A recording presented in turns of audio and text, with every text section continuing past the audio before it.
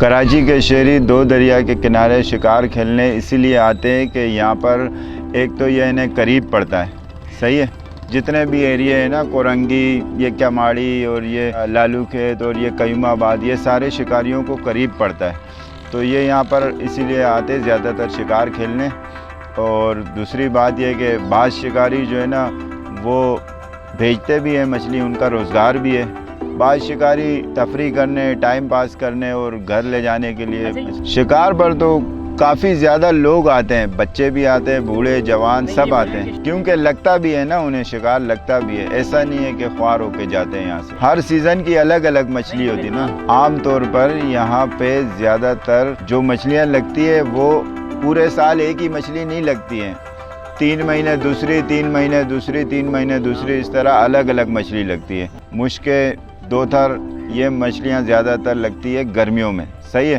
اس کے بعد اگر سردی آ جاتا ہے اس میں دندیا لگتا ہے، وہ دوتھر لگتا ہے، گسر لگتے ہیں، ٹھیک ہے۔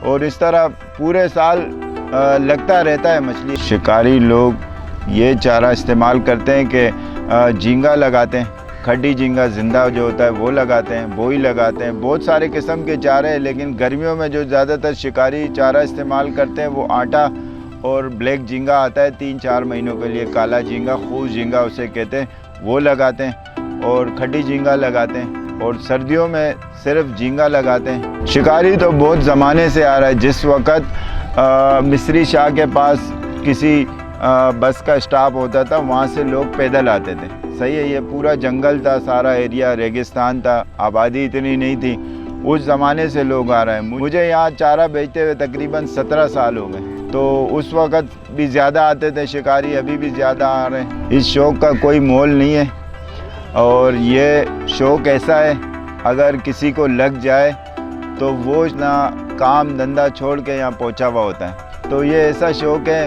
وہ شکاری جیسے بھی حالات ہو، بارش ہو، طوفان ہو، گرمی ہو، سردی ہو، جو بھی ہو، وہ شکاری یہاں پہنچا ہوا ہوتا ہے۔ پانی کا چڑھاؤ اتار جو ہے نا سب سے اہم ہوتا ہے، ٹھیک ہے۔